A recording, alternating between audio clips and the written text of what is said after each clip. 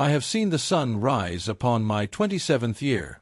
Years past, I have dwelt with mine own parents and younger sister, yet not by mine own volition. Recount the tale of mine arrival to this very place. Completion of mine studies, a fervent joy did swell within me, for I was eager to embark upon the journey of mine own independent existence.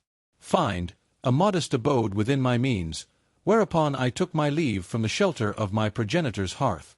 Was not but a humble abode, a single chamber within an aged edifice, yet it was mine own. Is but borrowed, yet thou dost grasp my intent. In slumber's gentle grasp, a vision didst unfold, to amass a fortune fair, that I might claim a dwelling of mine own in days to come. I commenced a life of frugality. Prepare my repasts for the toil of the day, allowing mine indulgence in dining beyond the hearth but once in a moon's cycle. I sought treasures in thrifted wares, and did traverse the roads in my venerable Honda Civic, a steadfast companion since my days of scholarly pursuit. Swell of pride did fill my breast as I beheld the steady rise of my savings, month by month, like a gentle tide upon the shore. Sister Lily, a creature most unlike myself, didst dwell in a realm of contrasts. Years her junior, she was but a tender 17 when I took my leave, and in truth, she held the cherished favor of our kin. Her progenitors bestowed upon her every desire, garments of fine design, the most recent iPhone, and cosmetics of great expense. Grant her the privilege to borrow their newer chariot at her leisure, whenever heart did desire. Return to my progenitor's abode for the Sunday feast. Fair Lily would seize the occasion to display with great flourish whatever novel possession she had acquired in the passing week. Sight most fair. Emit a cry of delight, well aware that such treasures lay beyond my humble means. Very same garment as in yon Facebook portraits from 3 years past? Words I sought to cast aside, the matter remains in fair condition, what cause have I to seek its replacement? Forsooth, 'tis most unfashionable, dear Anna. Thou dost attire thyself as though thou art a matron of advanced years, quoth Lily with mirth, casting her gaze upon our progenitors for their nod of consent. Neither mother nor father did utter a word when she didst behave in such a manner. They would but smile with a gracious air, or shift the discourse to another matter. Perchance they deemed it but a trifling jest, devoid of malice. In those fleeting years, I toiled diligently at mine marketing endeavor, and didst amass my savings with great care. With diligence, I did acquire new skills, ascended in rank, and thus began to weave a life of my own design. In a modest circle of cherished companions did I dwell, and though our pursuits were not of lavish nature, merriment did abound. Evenings of cinematic delight within our humble abode, treks amidst nature's splendor on the weekends, and gatherings over steaming cups of coffee. I found myself in a state of contentment. Then, soon after the celebration of my 25th year, all did transform. Upon my arrival for the Sunday repast, I did swiftly perceive that all was not as it should be. Father did keep a silence most rare, whilst mother's eyes, like rubies stained with sorrow, did betray her weeping heart. Lily, in her quietude, didst peruse her device, revealing naught of novelty to the world. We did convene to partake of our repast, and lo, the air was laden with a palpable tension. At last, the father didst clear his throat. "Fair Anna, we must converse with thee upon a matter of great import," he spake, his voice laden with strain. Fair mother did extend her hand, clasping his with gentle might, for thy father hath met with misfortune, having lost his toil just yestermorn. The company doth shrink in size, and all within his department have been cast aside. I lay aside my fork, I beseech thee, father, such sorrowful tidings dost pierce my heart. Mother began to entwine her napkin within her delicate grasp. Alas, dear Anna, we find ourselves in uncertainty's grasp, for the path of our finances doth elude our understanding. Lo, the time approacheth when fair Lily's dues for her scholarly pursuits shall commence, and thereafter the burdens of the mortgage, the chariot's tribute, and the necessary lights and waters shall weigh upon us. Then all three did cast their gazes upon me, and I perceived the impending words ere they were uttered. "Anna," quoth her mother, with tears brimming in her eyes, "we loathe to beseech thee thus, yet our plight is dire. Wouldst thou contemplate a return to thine abode for a spell? Only until thy sire doth secure a new position. If thou wouldst lend thy hand to the household's coffers, we might sustain the payment of fair Lily's tuition and preserve our dwelling place. Mine heart didst feel as though it had been struck with a mighty blow. Shall I retreat to mine abode, forsaking mine own liberty? Shall I suspend mine own scheme for savings? Yet, gazing upon their countenance, wrought with despair, I found mine own lips unable to utter a refusal. "How much dost thou require each month?" I inquired, already bidding farewell to mine abode in my mind. "About $1,800, quoth mother, would suffice to cover fair Lily's tuition and lend aid to the burdensome bills," she did calculate with haste. That was a most considerable portion of mine earnings. Verily, all that I didst place into mine savings each passing month. Yet they were mine own kin, and in their hour of need, I was bound to them. Verily, I did proclaim at last. This week, I shall proclaim mine intent to vacate mine abode. Mine mother, in a flood of tears, did embrace me with fervent grasp. "Thou art our Saviour, Anna. Thou art indeed the saviour of this noble kin." Father's countenance bore the marks of relief and gratitude, as though a heavy burden had been lifted from his noble brow. "It shall not endure for many a moment, fair princess. Merely until I regain my footing once more." Even fair Lily did appear most grateful. "Gratitude unto thee, Anna." Alas, I found myself in a quandary, pondering what fate would befall me should I be denied the company of my dear companions in the hallowed halls of learning. Upon the passage of a fortnight, I did return to the chamber of my youth, or rather, that which once was mine own sanctuary. Upon my departure, fair Lily did transform the chamber into a grand walk-in closet, suiting her ever-growing array of garments. Lo! Her garments had been swiftly removed, yet the wardrobe remained brimming with her excess belongings. The chamber appeared more confined than my recollection held, adorned with its soft azure walls and a pair of beds, side by side. Most of my furnishings I have been compelled to place in storage. Upon that inaugural eve of my return, reclined in my familiar chamber, I endeavored to soothe my troubled spirit with the notion that this state was but fleeting. My father shall soon secure a position, and I shall once again find myself in solitude ere long. In that moment, I knew not the depths of my error, nor the swiftness with which fate would alter my course upon returning to the shelter of my progenitor's abode. The initial months spent once more beneath my parents' roof were, in truth, rather tolerable. Mine own mother would prepare feasts most wondrous to express her gratitude, whilst my father, with a gentle hand upon my shoulder, would proclaim, "Thou art a saviour, Anna." Upon the dawn of each month, I did decree a sum of $1,800 to be dispatched unto my dear mother's account. A grievous toll upon my coffers, yet I did console my heart with the thought that such sacrifice was for the sake of kin. Lo, after the passage of 3 moons, father hath at last secured gainful employment. That eve we did revel with sparkling wine, a toast to joy and mirth. Thus, I find myself inclined to seek a dwelling of mine own once more, I inquired, yearning to hear a favourable assent. "Alas, dear Anna, the brightness of thy mother's smile hath dimmed, for the tidings of thy father's new salary fall short of our fondest hopes." Father gazed upon his dish. "Forsooth, it is but a meagre portion of that which I once did earn." "Thy assistance is still required," quoth my mother, extending her hand towards mine. "Forsooth, but a brief span more." With a solemn nod, I quelled my disappointment, for verily, the bonds of kin shall ever take precedence. Yet, as time did unfold, the tides of fate began to shift. The gratitude I once did feel from them in those early days hath waned. Small utterances began to emerge. "Fair Anna, dost thou truly require the span of 40 minutes in yonder chamber each eve?" On a certain eve, mother did voice her discontent. "Such folly it is, to squander thus, when many a soul doth share this dwelling place. In the twilight of day, mine evening ablution doth stand as the sole indulgence I permit mine own self, a moment to unburden mine spirit after toil, embraced by warm waters and the company of a tome.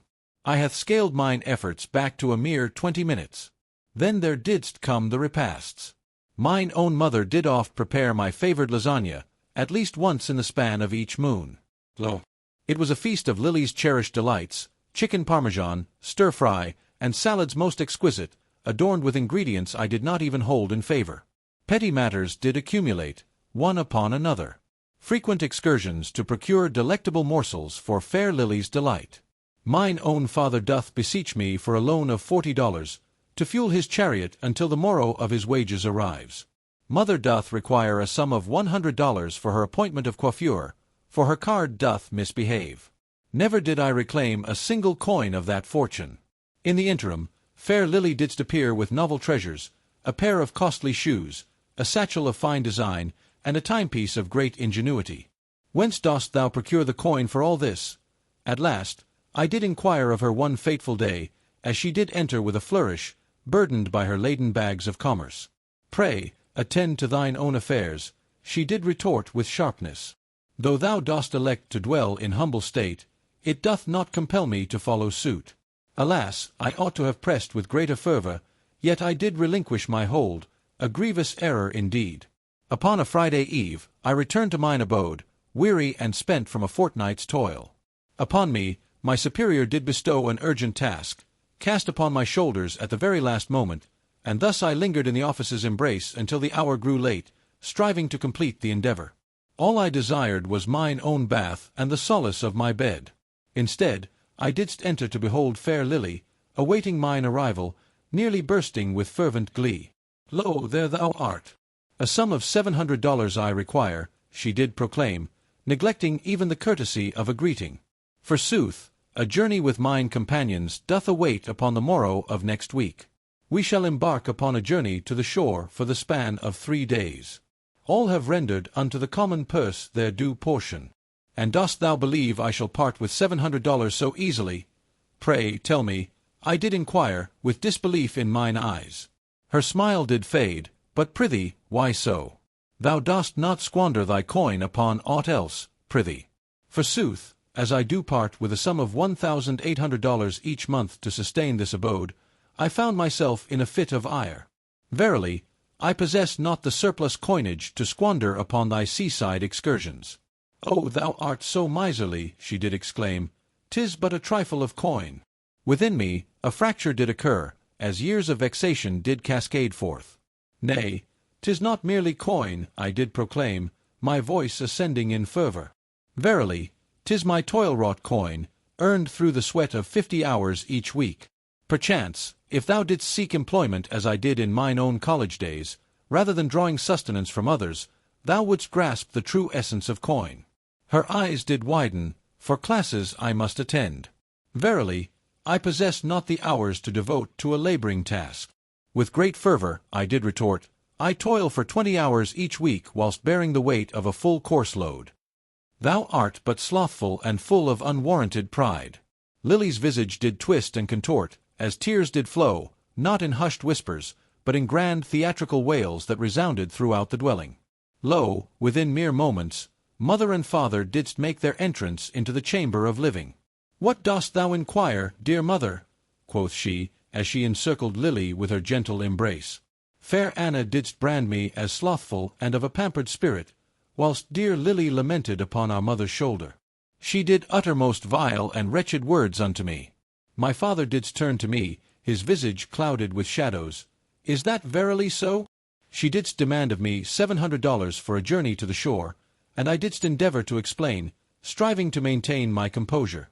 I did declare a firm refusal, and verily, I did counsel her to seek gainful employment rather than relying upon the generosity of others to sustain her way of life. "How dost thou dare to address thy sister thus within our abode?" Mother did exclaim with fervour. "Thy dwelling, for which I lend mine aid in coin, I didst make mention of. Lo, the visage of mother doth bloom with a crimson hue, behold it now. Whenever discord doth arise betwixt us, thou dost cast thy riches before our eyes." Upon gazing between their wrathful visages and the feigned sorrow of Lily, whose countenance bore a smugness most disingenuous, they were blind to the unfolding scene, or perchance chose to turn away. Verily, I proclaimed with a firm resolve, I shall retire to mine chamber. I didst close mine door and took my seat upon the bed, trembling with wrath and sorrow. This was not the essence of kinship as it ought to be. This didst feel akin to exploitation. That eve marked the fateful juncture. Thereafter, I didst begin to lend mine ear and eye to the true happenings within the abode. On Fridays, fair mother, noble father, and sweet Lily did oft venture forth, proclaiming their intent to visit mine aunt or partake in some schooly affair. Yet, amidst the garments, I would discover receipts from feasts most lavish, establishments of great expense, where I could scarce afford to tread. Lily's wardrobe didst grow ever fuller with garments anew. She did acquire a MacBook for her scholarly pursuits, and thereafter a splendid camera for her art of capturing images. In the interim, I found myself still traversing the roads in mine aged chariot, garbed in raiments that did, alas, wear away to naught. Thus, half a year did swiftly glide away. A 12-month span. Then a span of 18 moons hath passed. Each time I did propose to take my leave, a fresh calamity of coin did arise, compelling me to remain in this abode. Lo, the chariot of my father hath required mending. The ceiling weeps, allowing the tears of heaven to descend upon us. Lo, the cost of Lily's education hath risen. In a plight I found myself ensnared, a circumstance that appeared to stretch into eternity, devoid of any glimmer of resolution. Mine aspiration of possessing mine own abode doth seem more distant than e'er before. And what, pray tell, is the most lamentable aspect? Mine own kin appeared to possess no gratitude henceforth. They regarded me as naught but a vessel of gold, a mere contraption that, from time to time, occupied a corner of their privy. Lo, almost 2 years hath elapsed since I did return to dwell beneath the roof of mine own progenitors. My coffers, once swelling with the promise of prosperity, hath languished in stillness for many a moon. Each time mine thoughts did wander to the distance, twixt my aspirations and the possession of a dwelling, a wave of malaise did wash o'er me. The air within the dwelling grew thick with mounting strife. In sooth, I did commence my labors at a later hour, that I might shun the return to mine abode. Oft would I linger in mine chariot, parked in the lot post toil, perusing the scrolls of abodes upon my device, fully aware that none could be mine own, whilst I dispatched the sum of $1,800 to mine progenitors each moon cycle. Then arrived the fateful day that did alter the course of all things. Upon mine return from the toils of labor, I didst discover my progenitors and fair Lily gathered round the kitchen table, their gazes fixed upon some matter displayed upon my mother's laptop. With voices raised in fervent discourse, they did converse with great delight, yet upon my entrance, a sudden hush did fall upon their merry company. What dost thou perceive in this moment?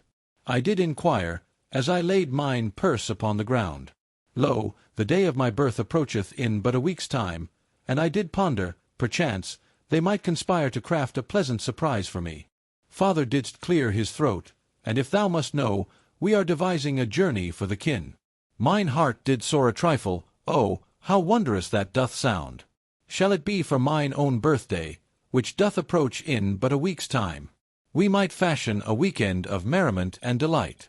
Lo, a silence most awkward did ensue. Then did Lily laugh, that cruel little laugh she hath possessed since her tender years, when she knew a secret unbeknownst to me. Not with thee, she did proclaim, but rather with us three. In a fortnight's time, we shall embark upon a journey to Cancun.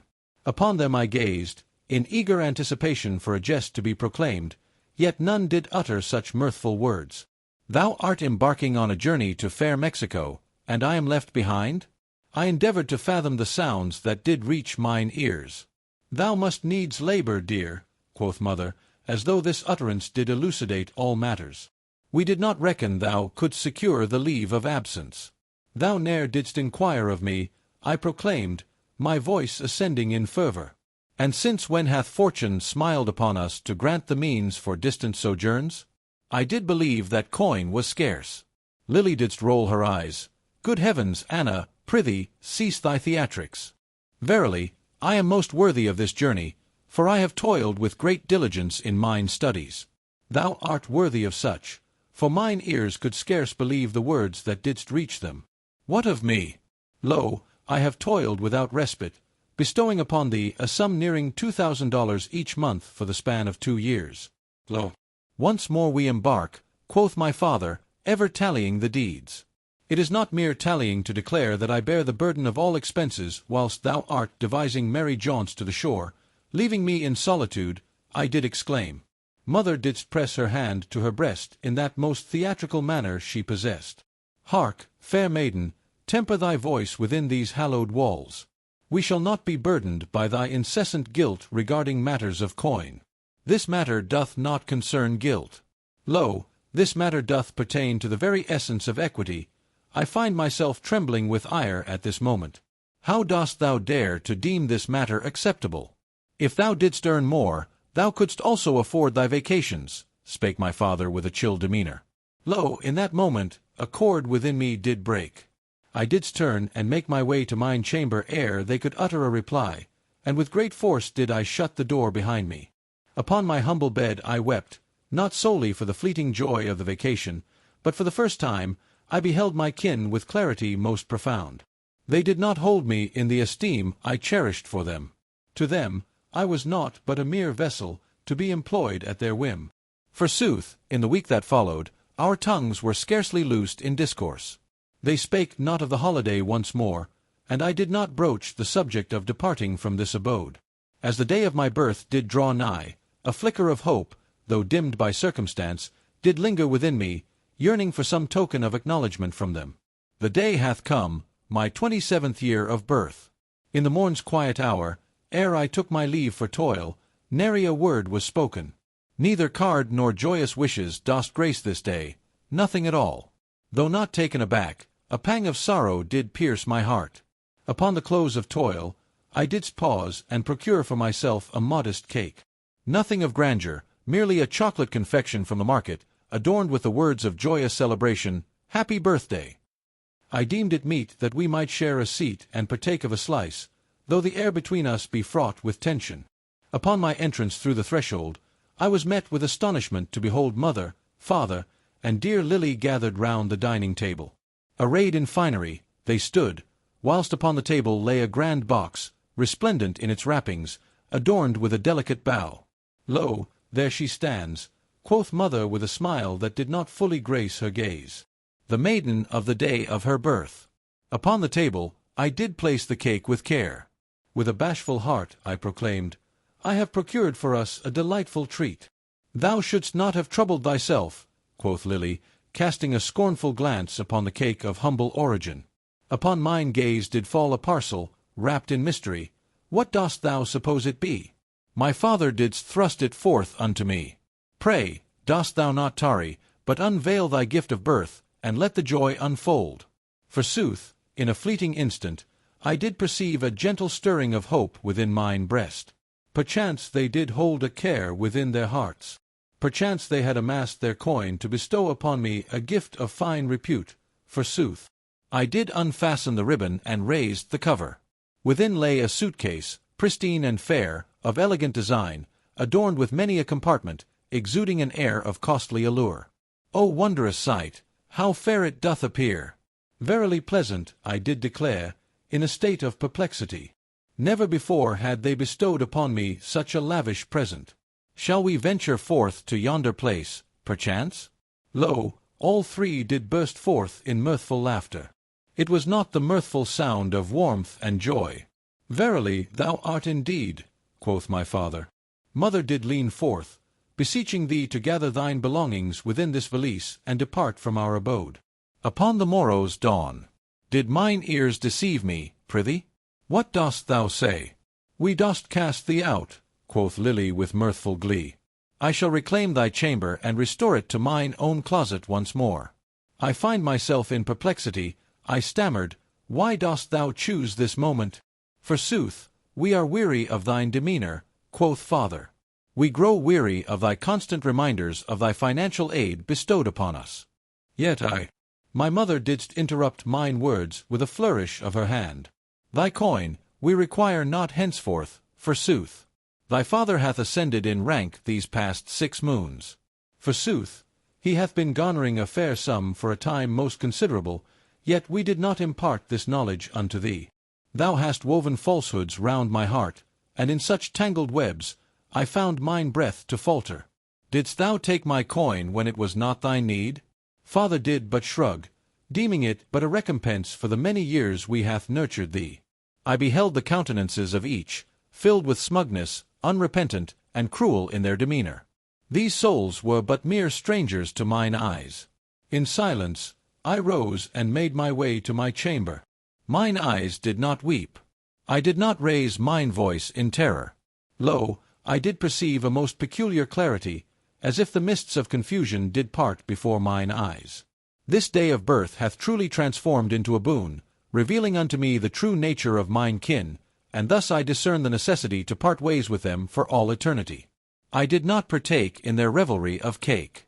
Lo, I did catch the sound of mirth ascending from below. Perchance they partake of my birthday cake in mine absence. Upon my couch I recline, mine eyes fixed upon the heavens above, pondering the course that fate doth lay before me. Upon the morrow's light, I did gather all my possessions, placing them within the new suitcase and a handful of boxes. It was but a fleeting moment, for I had gathered little in the span of 2 years since my return. Whilst my progenitors and fair Lily lay in slumber's embrace, I did summon a chariot of Uber to convey myself and mine belongings to the nearest hostel. The hostel, though humble in its design, did present a modest chamber adorned with 4 lofty bunk beds, communal baths for the weary, and a kitchen where souls might gather to prepare their sustenance. Yet as I reclined upon my designated lower berth, a sensation long absent from my breast didst return, freedom. That initial week didst pass in a haze most swift. In yonder city, I chanced upon a modest studio, a dwelling within my means.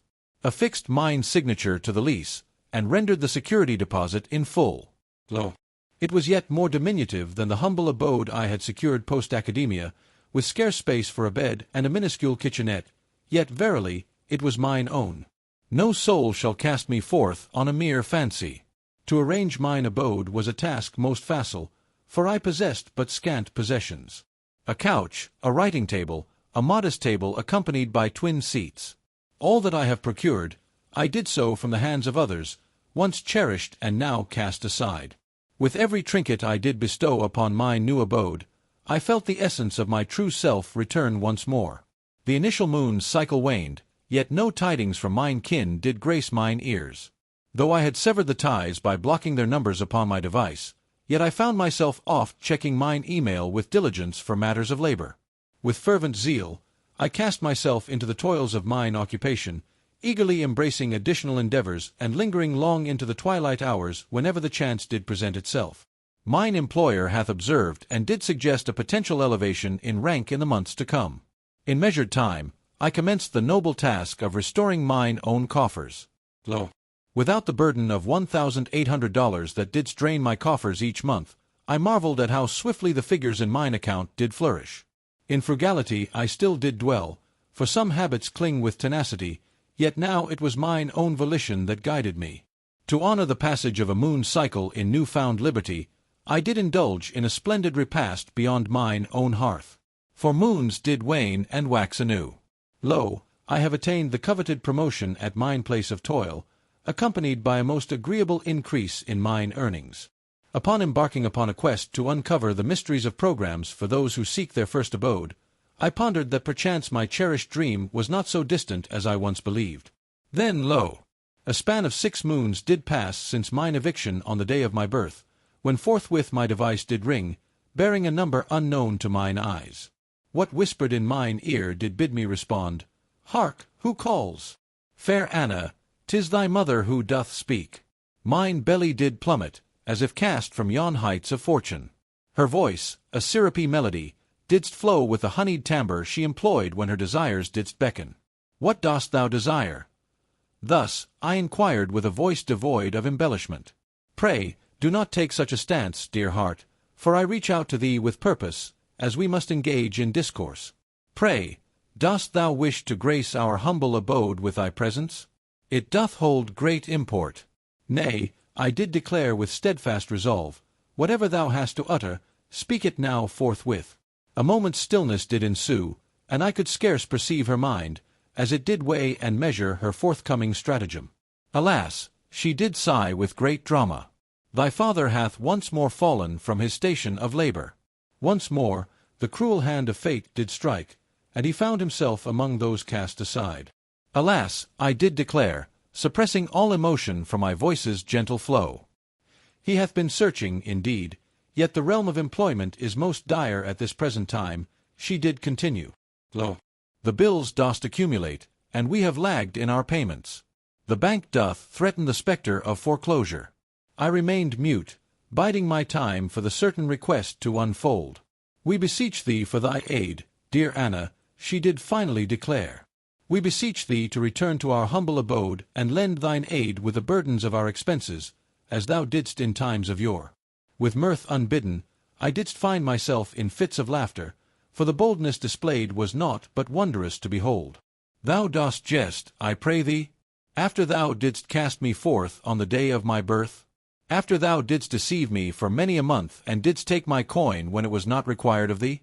A misstep hath been made, quoth mother in haste. We were beset with cares of other matters. Thou art well aware of thy sire's wrath. Oft do we utter words that bear not the weight of our true intent. Nay, I did declare, I shall not return hence. Neither now, nor at any time henceforth. Yet, we are thine own kin, she did protest. Thou art needed by us. Thou shouldst have pondered this ere thou didst treat me as refuse for 2 long years. Farewell, mother. I didst sever the connection ere she could utter a reply. Lo! In but a few fleeting moments, mine device didst ring with fervent calls for my progenitors and fair Lily. With resolute heart, I didst cast aside the new numbers and returned to the noble task of preparing the evening repast. In the days that followed, they didst endeavor all manner of things. Missives imploring assistance. Missives from digits I had yet to shun. Lo! A missive, penned by hand, didst find its way beneath my chamber's portal, a most unsettling act, for I had not bestowed upon them mine abode's location.